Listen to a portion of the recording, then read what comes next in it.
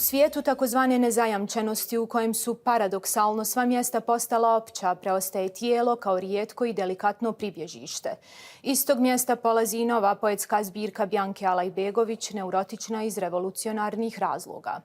Bjanka Alajbegović ispisuje kako se žena smješta u pjesmu i kako pjesma alhemijskim procesom nastaje iz tijela pjesnikinje. Riječ je o poeziji koja se ne zadovoljava reprezentacijom iskustva nego insistira na njegovoj fiziologiji.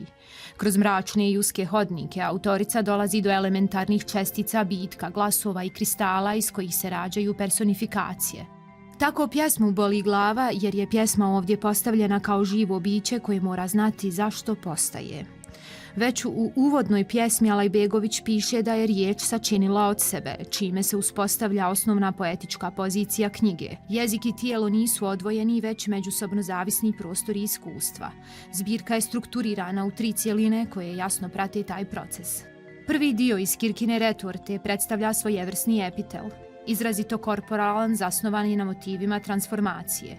Tijelo se polaže u staklenu posudu na papir i izlaže procesu promjene. Ovdje se pojavljuju i duhovne saborkinje i saputnice od Hadžere do Adise, žene koje se pitaju zašto je nastao svemir, nalazeći odgovor velikog praska u vlastitoj utrobi.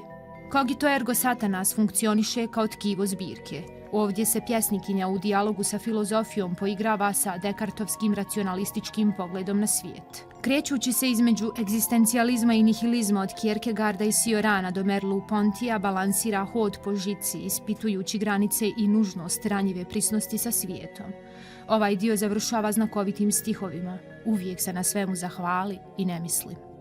Posljednja cjelina neizbavljivosti do kosti ogoljava teme gubitka, femicida, tjelesne dezintegracije, institucionalne hladnoće, resentimana i posljedične iscrpljenosti.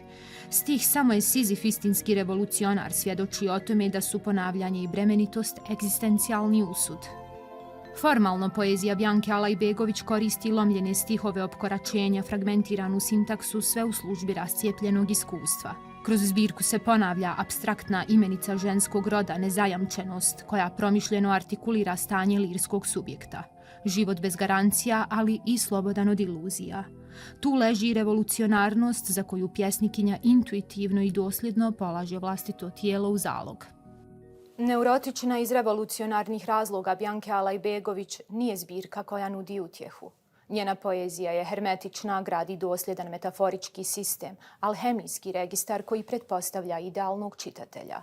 U životu oslobođenom od iluzija tijelo ostaje posljednje mjesto otpora, a širom otvorene oči pjesnikinje uprte u crno sunce omogućavaju da se ova zbirka čita kao prapolitički čin savremene domaće poezije.